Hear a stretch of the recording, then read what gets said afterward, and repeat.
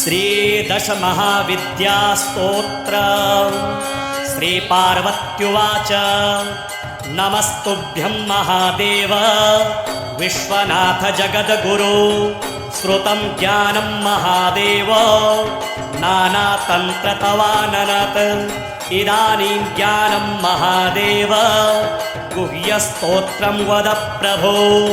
कवचं ब्रूहि मे नाथ मन्त्रचैतन्यकारणं मन्त्रसिद्धिकरं गुह्यात् गुह्यं मोक्षदायकं श्रुत्वा मोक्षमवाप्नोति ज्ञात्वा विद्यां महेश्वर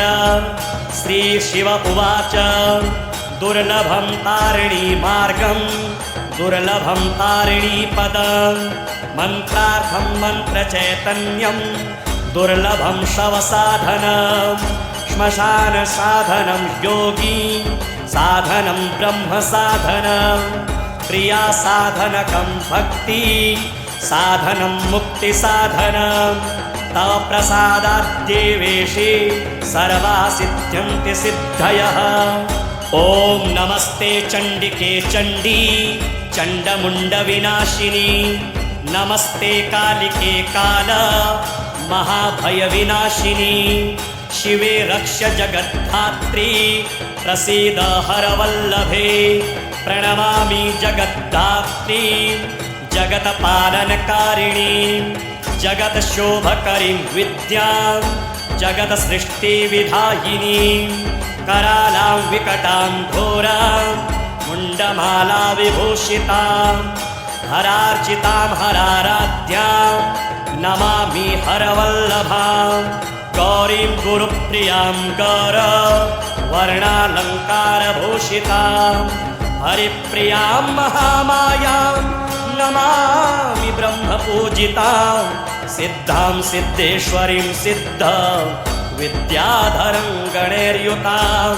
मन्त्रसिद्धिप्रदां योनि सिद्धिदां लिङ्गशोभितां प्रणमामि महामायां दुर्गां दुर्गतिनाशिनीम् उग्रामुग्रमयीमुग्रां तारामुग्रगणैर्युतां नीलां नीलघनश्यामां नमामि नीलसुन्दरीं श्यामाङ्गीं श्यामघटितां श्यामवर्णविभूषितां प्रणमामि जगद्धात्रीं गौरीं सर्वार्थसाधिनीं विश्वेश्वरीं महाघोरां विकटां घोरनादिनीं आद्यामाद्यगुरोराद्या माद्यनाथप्रपूजितां श्रीं दुर्गां धनदामन्ना पूर्णां पदमां सुरेश्वरीं प्रणमामि जगद्धात्रीं चन्द्रशेखरवल्लभां त्रिपुरां सुन्दरी बाला मवला गणभूषितां शिवदूतीं शिवाराध्यां शिवध्येयां सनातनीं सुन्दरीं तारिणीं सर्वा शिवा गणभूषितां नारायणीं विष्णुपूज्यां ब्रह्मविष्णुहरप्रियां सर्वसिद्धिप्रदां नित्यामनित्यां गुणवर्जितां सगुणां निर्गुणां ध्येयां मर्जितां सर्वसिद्धिदां विद्यां सिद्धिप्रदां विद्यां महाविद्यां महेश्वरीं महेशभक्तां माहेशीं महाकालप्रपूजितां प्रणमामि जगद्धात्रीं शुम्भासुरविमर्दिनीं रक्तप्रियां रक्तवर्णां रक्तबीजविमर्दिनीं भैरवीं भुवनां देवीं लोलजिह्वां सुरेश्वरीं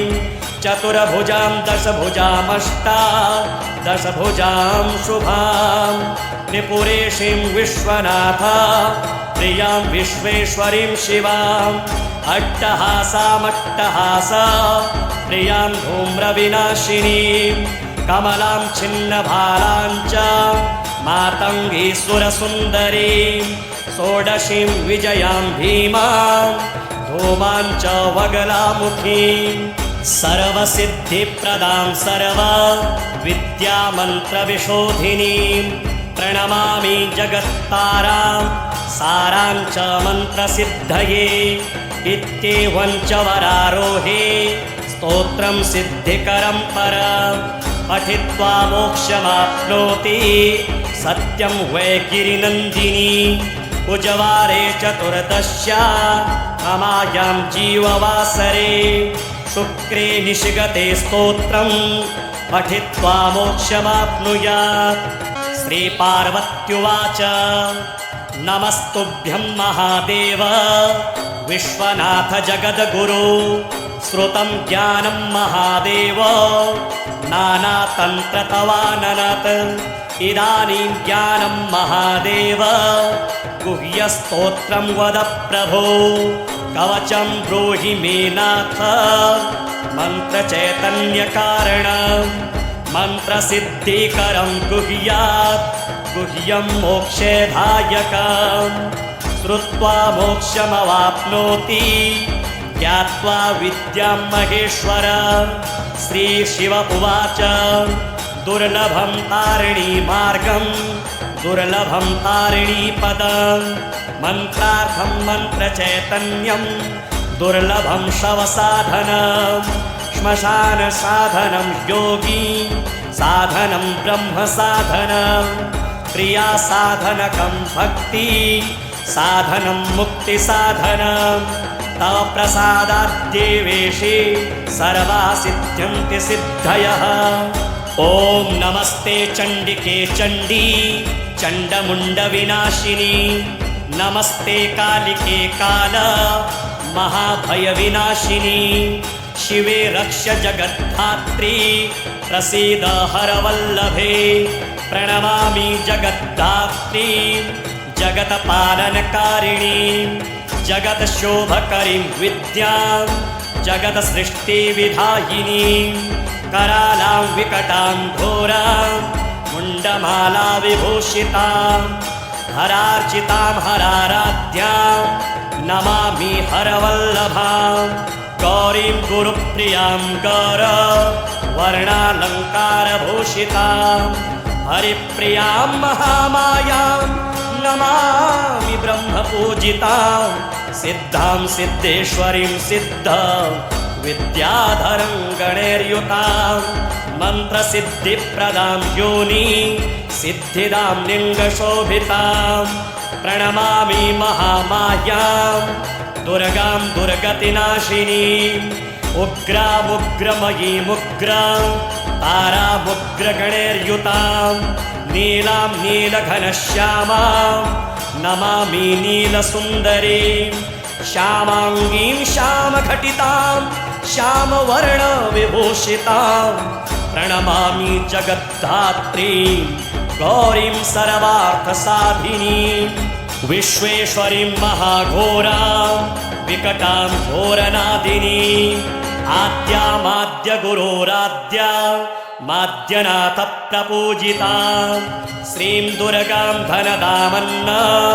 पूर्णां पदमां सुरेश्वरीं प्रणमामि जगद्धात्रीं चन्द्रशेखरवल्लभां त्रिपुरां सुन्दरी बाला मवला गणभूषितां शिवदूतीं शिवाराध्यां शिवध्येयां सनातनीं सुन्दरीं तारिणीं सर्वा शिवा गणभूषितां नारायणीं विष्णुपूज्यां ब्रह्मविष्णुहरप्रियां सर्वसिद्धिप्रदां नित्यां गुणवर्जितां सगुणां निर्गुणां ध्येयां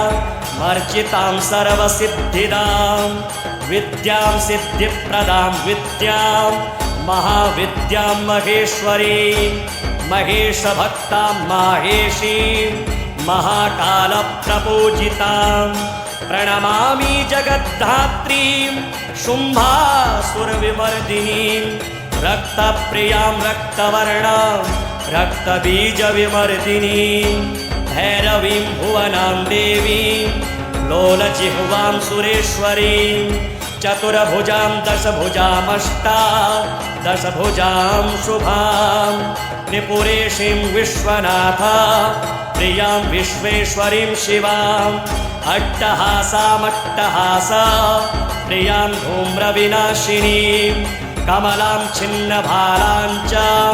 मातङ्गीसुरसुन्दरीं षोडशीं विजयां भीमां धूमां च वगलामुखीं सर्वसिद्धिप्रदां सर्वविद्यामन्त्रविशोधिनीं प्रणमामि जगत्तारां सारां च मन्त्रसिद्धये इत्येवं च वरारोहे स्तोत्रं सिद्धिकरं परं पठित्वा मोक्षमाप्नोति सत्यं वै गिरिनन्दिनी कुजवारे चतुर्दश्यामायां जीववासरे शुक्रे निशिगते स्तोत्रं पठित्वा मोक्षमाप्नुयात्। श्रीपार्वत्युवाच नमस्तुभ्यं महादेव विश्वनाथ जगद्गुरु श्रुतं ज्ञानं महादेव नानातन्त्रतवाननत् इदानीं ज्ञानं महादेव गुह्यस्तोत्रं वद प्रभो कवचं ब्रूहि मे नाथ मन्त्रचैतन्यकारणं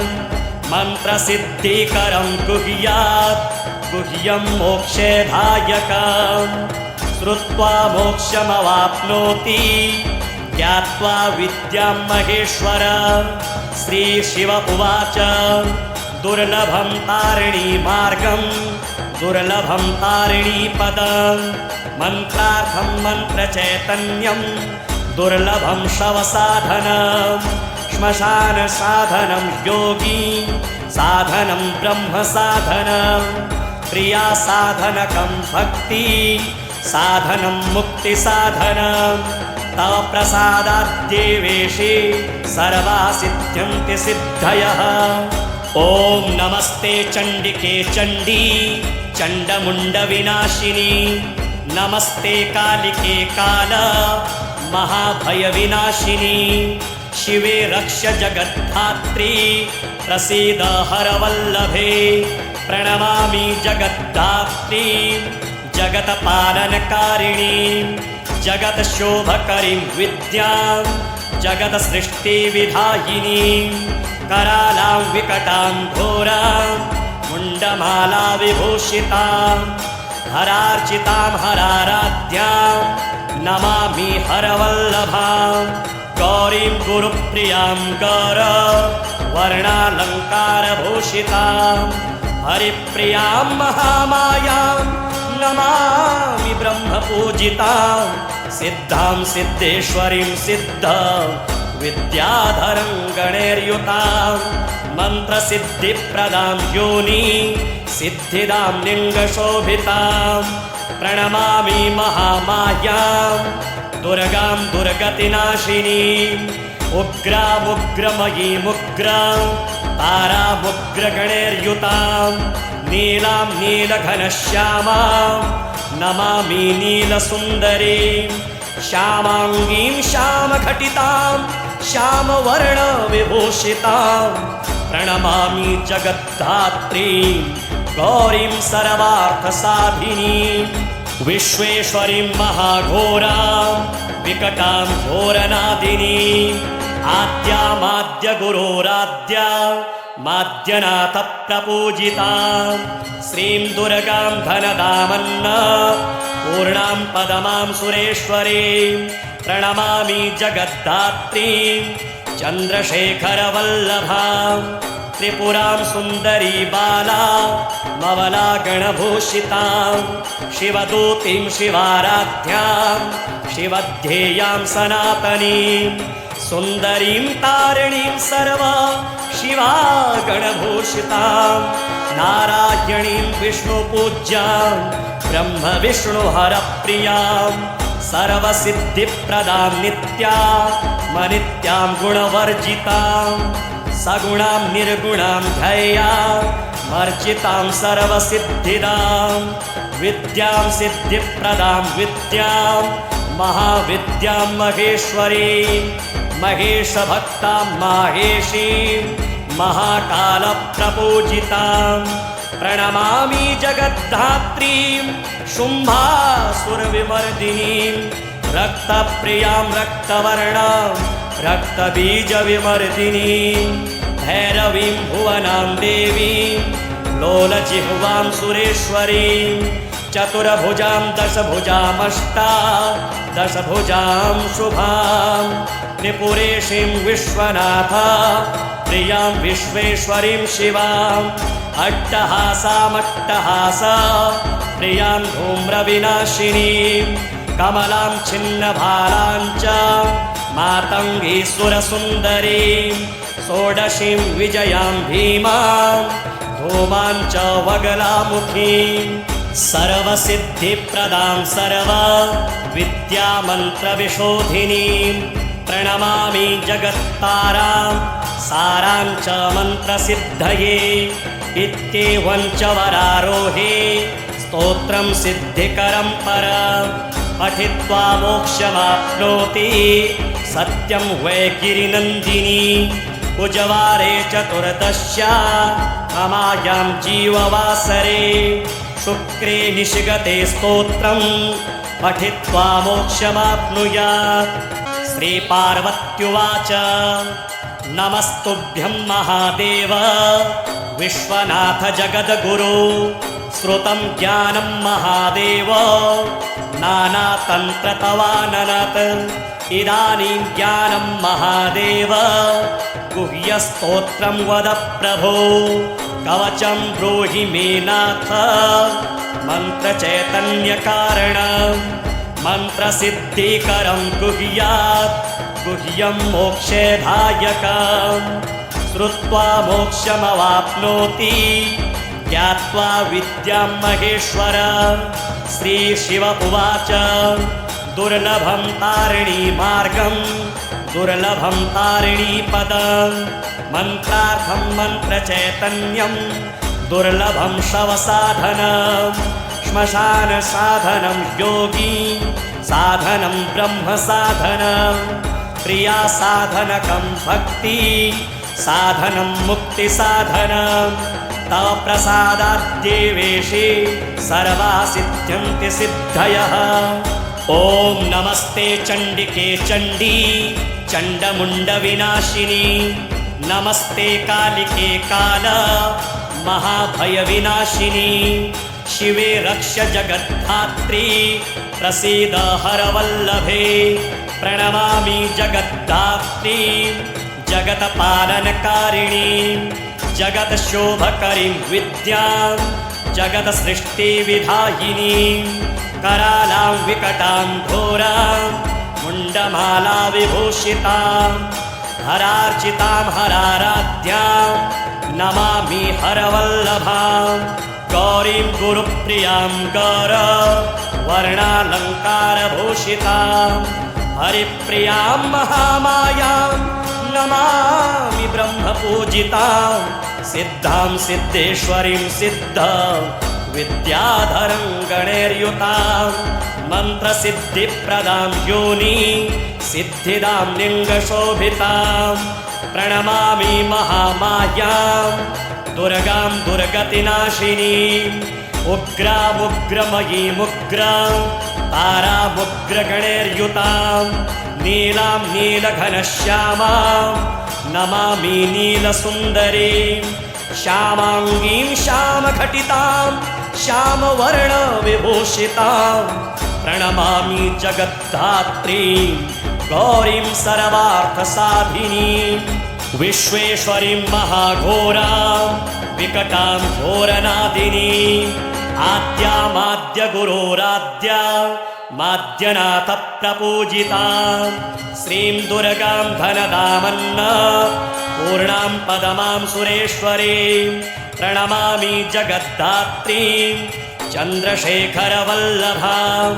त्रिपुरां सुन्दरी बाला मवला गणभूषितां शिवदूतीं शिवाराध्यां शिवध्येयां सनातनीं सुन्दरीं तारिणीं सर्वा शिवा गणभूषितां नारायणीं विष्णुपूज्यां ब्रह्म विष्णुहरप्रियां सर्वसिद्धिप्रदां नित्यामनित्यां गुणवर्जितां सगुणां निर्गुणां ध्येयां वर्जितां सर्वसिद्धिदां विद्यां सिद्धिप्रदां विद्यां महाविद्यां महेश्वरीं महेशभक्तां माहेशीं महाकालप्रपूजितां प्रणमामि जगद्धात्रीं शुम्भासुरविमर्दिनीं रक्तप्रियां रक्तवर्णां रक्तबीजविमर्दिनीं भैरवीं भुवनां देवीं लोलजिह्वां सुरेश्वरीं चतुर्भुजां दशभुजां शुभां त्रिपुरेशीं विश्वनाथ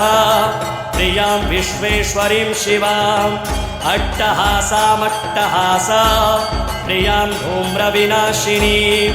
कमलां छिन्नभारां च मातङ्गीसुरसुन्दरीं षोडशीं विजयां भीमां धूमां च वगलामुखीं सर्वसिद्धिप्रदां सर्वविद्यामन्त्रविशोधिनीं प्रणमामि जगत्तारां सारां च मन्त्रसिद्धये इत्येवं च वरारोहे स्तोत्रं सिद्धिकरं परं पठित्वा मोक्षमाप्नोति सत्यं वै गिरिनन्दिनी कुजवारे चतुर्दश्यामायां जीववासरे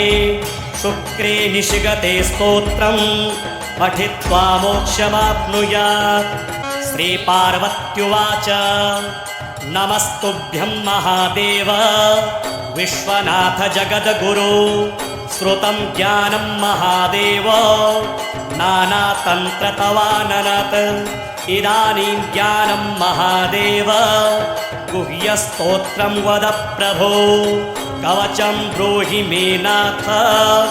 मन्त्रचैतन्यकारणं मन्त्रसिद्धिकरं गुह्यात् गुह्यं मोक्षदायकं श्रुत्वा मोक्षमवाप्नोति ज्ञात्वा विद्यां महेश्वर श्रीशिव उवाच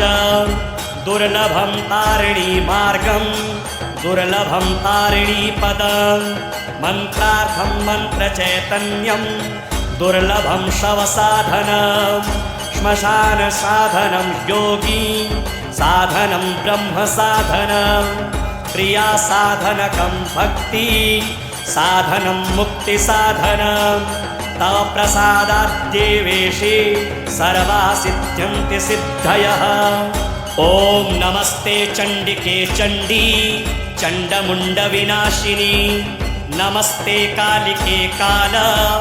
महाभयविनाशिनी शिवे रक्ष जगद्धात्री प्रसीद हरवल्लभे प्रणमामि जगद्धात्रीं जगत्पालनकारिणीं जगत्शोभकरीं विद्यां जगत्सृष्टिविधायिनीं करालां विकटां घोरां मुण्डमाला विभूषितां हरार्चितां हराराध्यां नमामि हरवल्लभां गौरीं गुरुप्रियां गौरवर्णालङ्कारभूषितां हरिप्रियां महामायां नमामि ब्रह्मपूजितां सिद्धां सिद्धेश्वरीं सिद्ध विद्याधरं गणैर्युतां मन्त्रसिद्धिप्रदां योनि सिद्धिदां लिङ्गशोभितां प्रणमामि महामायां दुर्गां दुर्गतिनाशिनीम् उग्रामुग्रमयीमुग्रां तारामुग्रगणैर्युतां नीलां नीलघनश्यामां नमामि नीलसुन्दरीं श्यामाङ्गीं श्यामघटितां श्यामवर्णविभूषितां प्रणमामि जगद्धात्रीं गौरीं सर्वार्थसाधिनीं विश्वेश्वरीं महाघोरां विकटां घोरनादिनीं आद्यामाद्य गुरोराद्या माद्यनाथ प्रपूजिता श्रीं दुर्गां धनदामन्न पूर्णां पदमां सुरेश्वरीं प्रणमामि जगद्धात्रीं चन्द्रशेखरवल्लभां त्रिपुरां सुन्दरी बाला मवला गणभूषितां शिवदूतीं शिवाराध्यां शिवध्येयां सनातनीं सुन्दरीं तारिणीं सर्वा शिवा गणभूषितां नारायणीं विष्णुपूज्यां ब्रह्म विष्णुहरप्रियां सर्वसिद्धिप्रदां नित्यामनित्यां गुणवर्जितां सगुणां निर्गुणां ध्येयां वर्जितां सर्वसिद्धिदां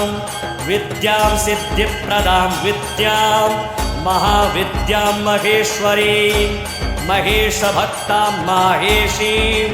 महाकालप्रपूजितां प्रणमामि जगद्धात्रीं शुम्भासुरविमर्दिनीं रक्तप्रियां रक्तवर्णां रक्तबीजविमर्दिनीं भैरवीं भुवनां देवीं लोलजिह्वां सुरेश्वरीं चतुर्भुजां दशभुजां शुभां त्रिपुरेशीं विश्वनाथ प्रियां विश्वेश्वरीं शिवां अट्टहासामट्टहास प्रियां धूम्रविनाशिनीं कमलां छिन्नभालां च मातङ्गीसुरसुन्दरीं षोडशीं विजयां भीमां धूमां च वगलामुखीं